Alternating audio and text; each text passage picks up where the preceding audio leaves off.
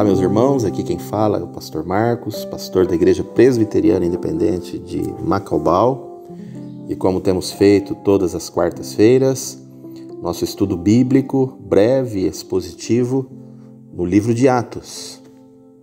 Após vermos uma introdução breve sobre o livro na semana passada, nessa semana iniciamos a nossa leitura e meditação sobre o capítulo 1 do livro de Atos.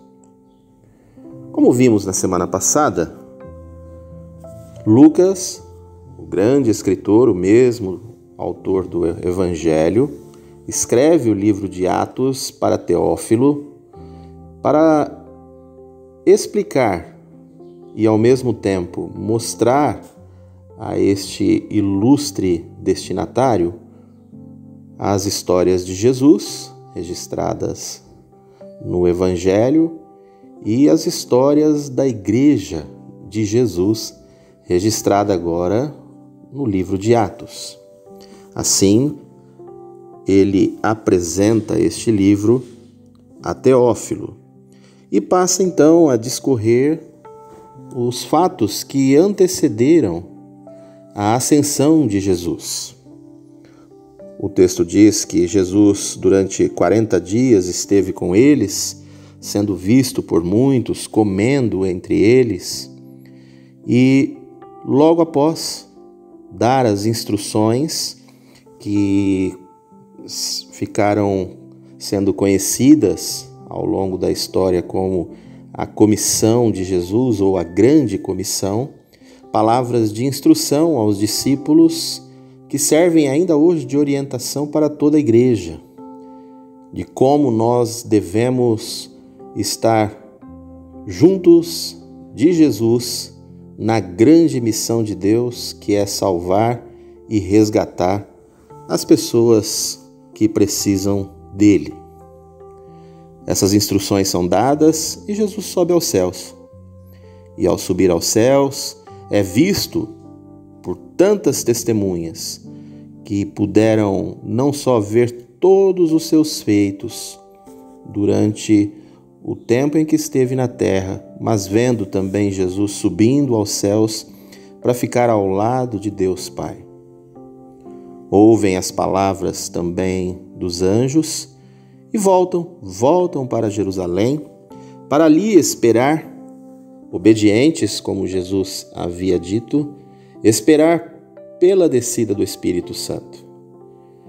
Aqui cabe uma breve meditação. O que devemos fazer para que possamos conhecer a vontade de Deus e viver de acordo com ela nos momentos difíceis da vida em que não conseguimos enxergar com clareza qual é a vontade dele? Aqui, entre os versículos 12 e 14, fica claro que a obediência é a porta de entrada para conhecermos a vontade de Deus. Jesus disse a eles que permanecessem em Jerusalém e assim eles fazem, permanecendo ali firmes e unânimes. Olha que palavra belíssima no versículo de número 14. Todos perseveravam unânimes em oração. Aqui, a segunda porta que é destrancada para conhecermos a vontade de Deus. Perseverar juntos. A igreja deve sempre estar junta, caminhando junta, pois a vontade de Deus não se revela apenas a pessoas, mas se revela a um grupo de pessoas com a mesma intenção e com o mesmo propósito. Quando eles permanecem em Jerusalém em obediência, permanecem juntos, dando a demonstração de que a ação do Espírito Santo de Deus se dá sobre um grupo de pessoas, prioritariamente.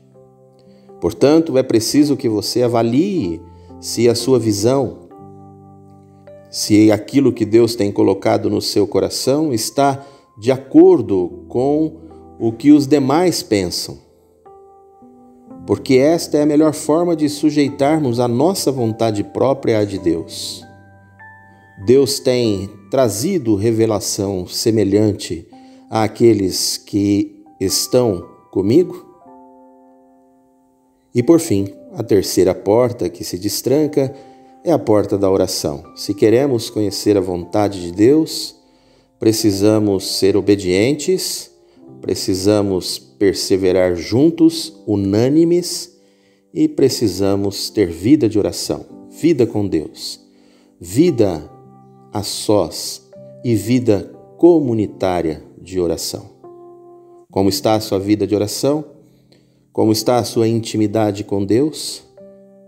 É óbvio que se torna impossível conhecermos a vontade de Deus se não tivermos intimidade com Deus. E a intimidade vem dos momentos que nós reservamos para estarmos juntos de Deus.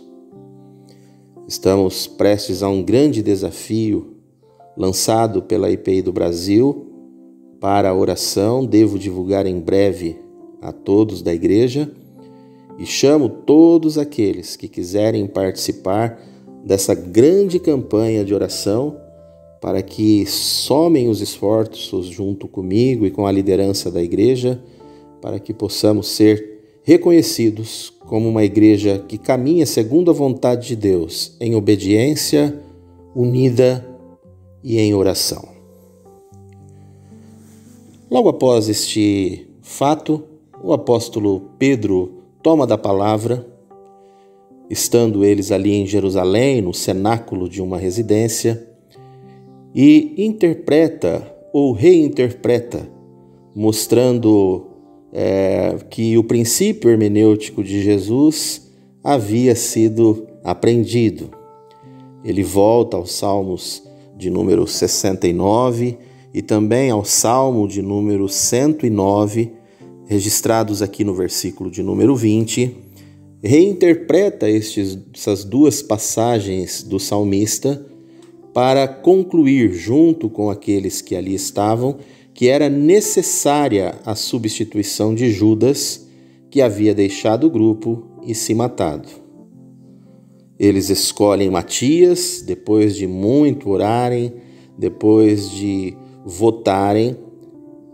A disputa se deu entre ele e um homem chamado José, e o escolheram para assim, junto com os outros 11, compor e fechar o número bíblico de grande significado, que é o número 12.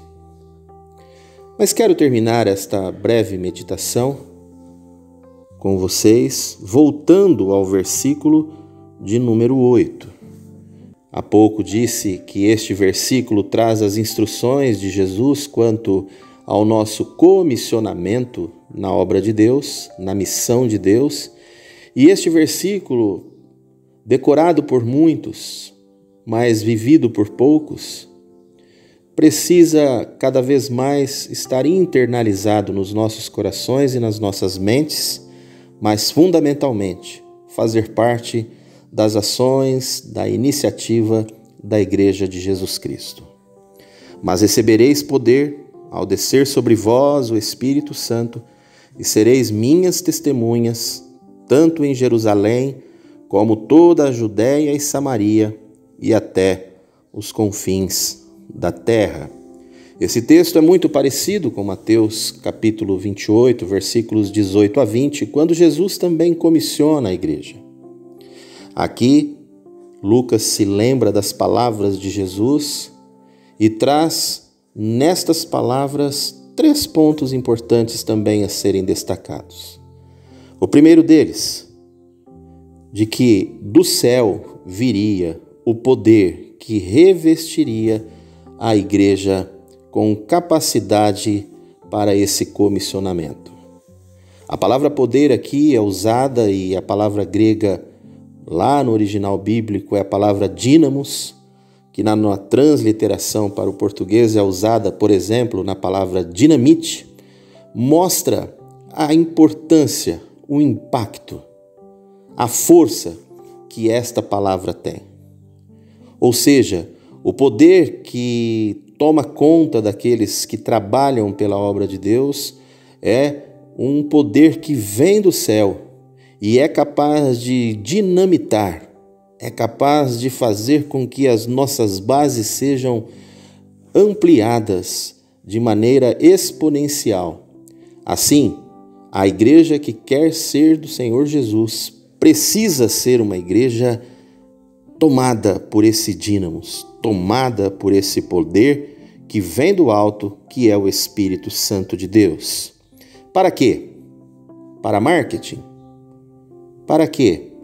Para crescimento numérico? Não. Nós somos tomados pelo poder de Deus para nos tornarmos testemunhas. Testemunhas, como diz Pedro no capítulo de número 3, testemunhas daquilo que vimos e ouvimos.